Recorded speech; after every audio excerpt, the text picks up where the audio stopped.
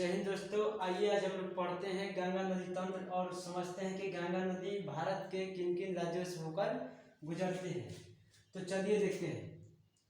तो देखिए, सबसे पहले गंगा नदी उत्तराखंड से शुरू होती है और उत्तराखंड से शुरू होते हुए फिर यूपी में इंटर करते हैं, फिर यूपी से फिर बिहार में जाते हैं और यहाँ से झारखंड होते हुए पश्चिम बंगाल में चले जाते हैं।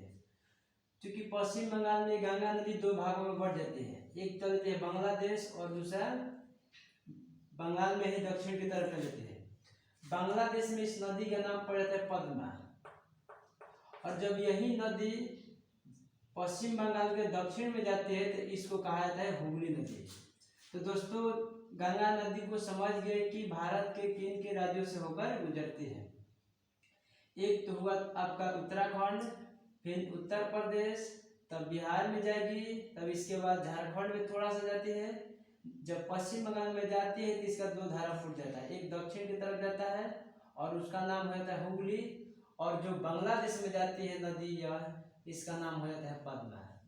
दोस्तों, अब इसके बाद हम लोग देखेंगे डिटेल से कि गंगा वास्तव में निकलती कहाँ से है और किन किन राज्यों से, और उन राज्यों में कौन कौन से नदी आकर सहायक नदी मिल रही है उसको भी देखेंगे। तो आइए देखते हैं।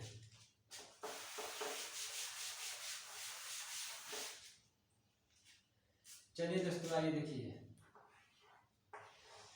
दोस्तों देखिए, उत्तराखंड में एक ग्लेशियर का नाम है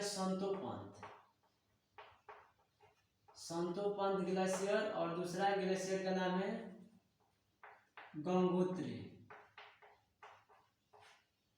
एक संतोपंत और दूसरा गंगोत्री। संतोपंत ग्लेशियर से दो धारा निकलता है, एक धारा इधर से और एक धारा इधर से। ये दोनों धारा, एक का नाम होता है विष्णु गंगा, एक का नाम होता है विष्णु गंगा, और इधर से जो धारा निकलता है इसका नाम है धौली गंगा। क्योंकि धौली गंगा और विष्णु गंगा जहाँ मिलते हैं वहाँ एक प्रयाग बनता है।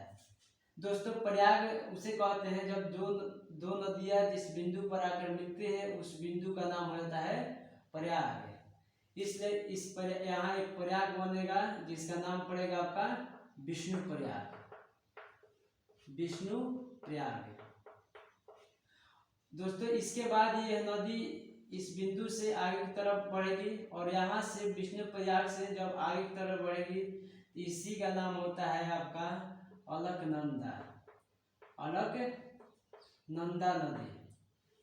अलकनंदा नदी इस आगे की तरफ बढ़ती है। फिर इसके बाद और देखते हैं दोस्तों, गंगोत्री ग्लेशियर से एक नदी निकलती है जिसका नाम है जानवी नदी जब आगे की तरफ बढ़ती है तो एक यहाँ गोखुर झील बनाते हैं, और गोखुर झील से एक और नदी निकलती है जिसका नाम होता है आपका भागीरथी